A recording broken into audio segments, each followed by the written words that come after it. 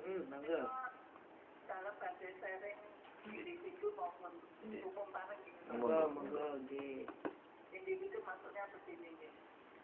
Nek dalam mireng tausiah kan sekitar sana. Kita kan nggih. Al-Baqarah ayat 101 nggih. Bahwa sesungguhnya orang-orang yang beriman mengerjakan amal soleh, memberikan sholat dan menunaikan zakat, sedekah dan sebagainya, mereka mendapat pahala sisi belanda dan mereka tidak akan khawatir terhadap mereka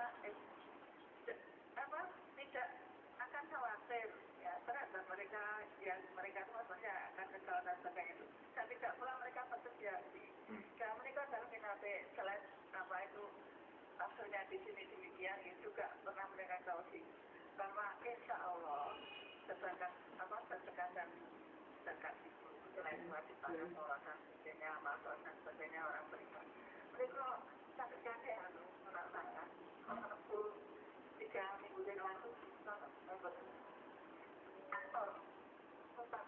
oh nggih pikirannya kira untuk bingung ngerasanya anaknya ngerasanya mantunya ngatain mobilnya ngatain ini terus ngerasanya putu-putunya ngatain mobilnya apa ngatain ini terus tentu saja doa itu bisa tidak pernah tidak harapan sama itu saya udah menarik datang dari tadi kalau ke anak kecil itu ya tidak hanya bahasa kecil tapi langsung Islam nah itu seperti di tahun dari awal jadi langsung laporan langsung letak ini sini asing apa sih dari PR ini loh ini kalau sini ngatain insya Allah wonten kok solusi ini insya Allah wonten dalam mengenai itu ya karena yang wonten pikiran pun sudah berencana kami terima kasih Dinda umum sekarang tuh orang lagi pikir tetapi tidak berarti mampu buka itu semua tetapi di umum bisa dari dalam masyarakat saya bertengah dengan polisi Bapak Hasil Rosso terlambat mengamalkan ngatain blog BD ngatain bisa naik ngurusin negara buat tak nyambut biaya sesuai dengan porsiku ngatain yang tadi pasal polisi itu polisi bagian lapangan ini kan Hasil Rosso dia lu jadinya karena waktu instansi tertentu ngomong-ngomongan ngatain lalu Pak Gunawan saya ngurus negara aku yang nyambut biaya sesuai dengan porsiku ngatain betul pikir. Jadi kalau ada bilang 250 juta itu goyah karena tinggi, keren. Ya, orang yang ngerti saja. Orang yang ngerti jawab mungkin. Makanya yang penting ini nyambut jaya, dodolannya dodolan, mulang ya mulang, dosa ya dosa. Nah, terus mereka yang nomor 3 dan suara besar juga tadi. Soal perannya kan, tak manusia kan betul-betul itu bapak ada bapak kata juga kan. Nah paling bawah saja itu ada kompleks besar, semua kata. Tapi kan berarti ya pikir gitu nih kalau gitu. Cuma yang dipikir paling sudah sih ya. Kalau orang jual sepatu berarti jual sepatu tinggi kan akan sebenarnya kudu game, betul kata gitu. Pemain nggak apa-apa waktu pacar ya. Orangnya ngomong teruang, mirip laku, teruang, kangen kan itu satu lawan tuh. Sekali paman nggak boleh sekali ruang, pada mana gitu. Matur ruang kan pada kangen. Waalaikumsalam warahmatullahi wabarakatuh. Buat Abdul Majid ada lagi Mas Roni. Kalau ada kita gabung lagi. Selamat siang. Wilujeng siang Pak Sis. Wilujeng siang Pak Sis. Monggo Pak Siswoyo. Ya termasuk dari bentuk Abdul Majid Kelawau tentang sudah kita berbagi kepada siswa tentang harapan agama untuk berbagi lepas dari jatuh. Mari kita tengok apa yang kita berbuat. Dan maka dari itu mengkaji cari kemauan. Saya tidak khawatir tentang kekeliruan, tapi saya khawatir orang-orang yang salah bahkan menyalahi seperti Pak KRI. Assalamualaikum warahmatullahi wabarakatuh. Waalaikumsalam warahmatullahi wabarakatuh. Ditahan dulu Mas Roni Mas Roni. Tanyanya berat-berat deh. Nah, ya, yang pertama tadi buat Abdul Majid bahwa orang-orang yang beriman itu sebenarnya harusnya indikator perilakunya aman dengan yang diyakininya.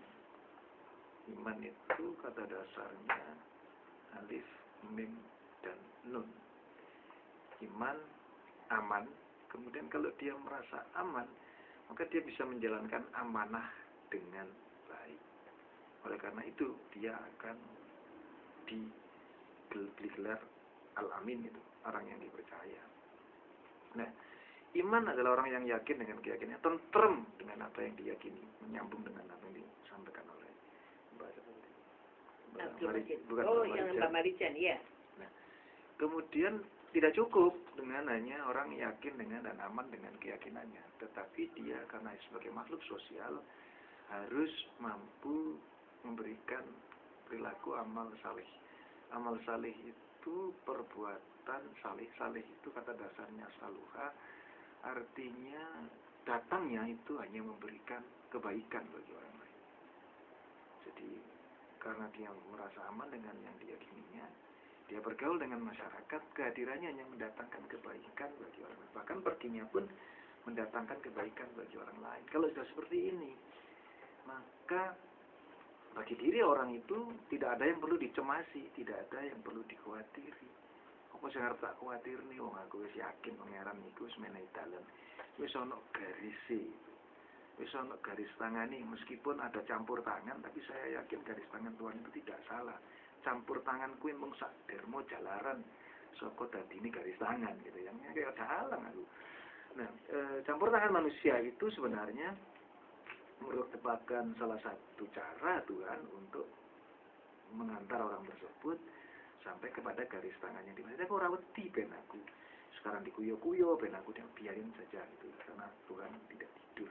Itu bingung nek ngomong, kalau orang sudah seperti itu kan sama yuk tinggalin kok gelem ae. Ini yang enggak apa-apa lah, saya ikhlas.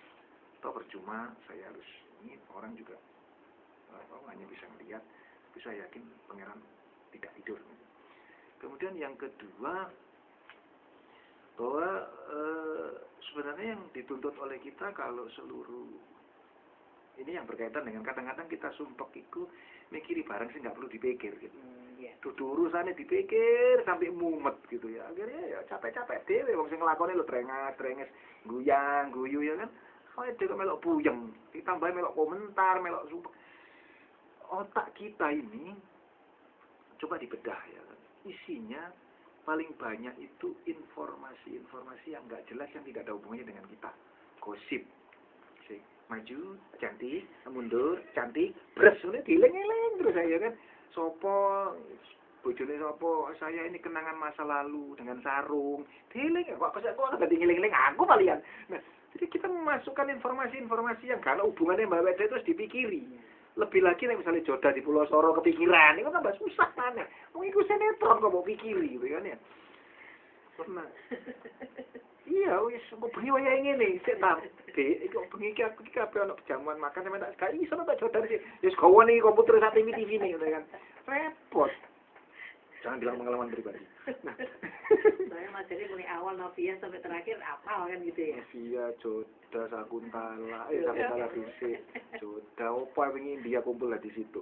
Nah, otak kita tuh penuh pikiran-pikiran yang nggak penting, yang nggak ada hubungannya dengan kita, dan itu nyantol terus.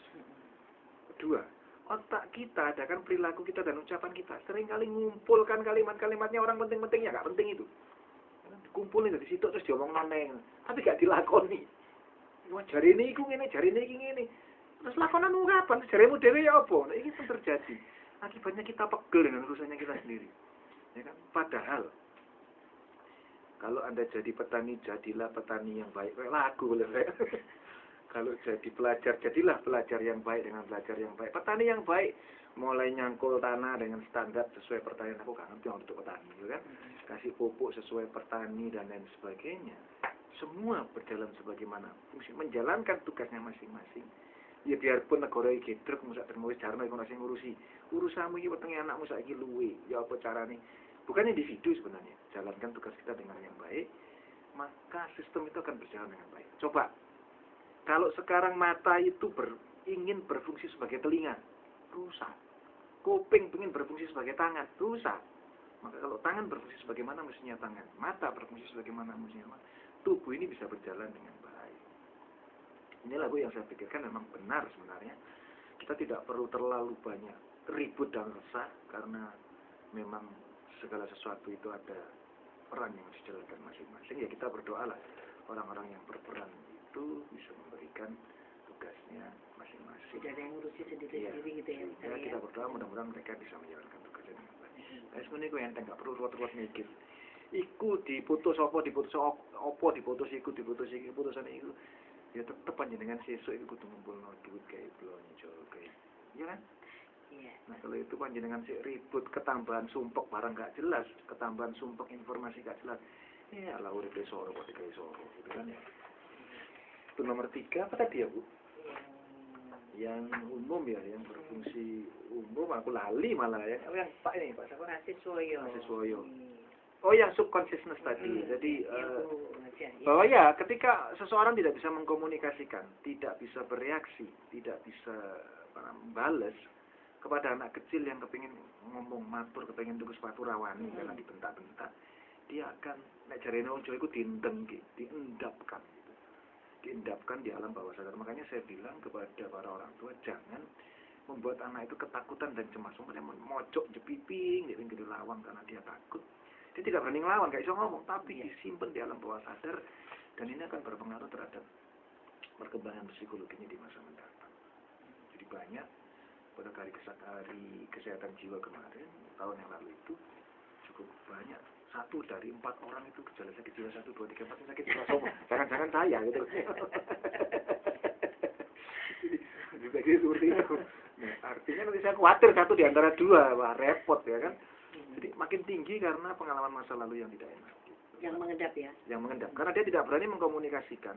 Setiap manusia yang ketika ditekan sebenarnya punya naluri mempertahankan diri. Melawan, melarikan diri, menyerang, diem. Nah yang diem itu disimpan di alam bawah sadar. Kadang-kadang muncul di dalam bentuk mimpi. Munculnya pun tidak terasa ya Mas Eri? Munculnya pun dalam tidak terasa atau pada momen-momen tertentu itu akan meledak sebagai kekuatan yang luar biasa.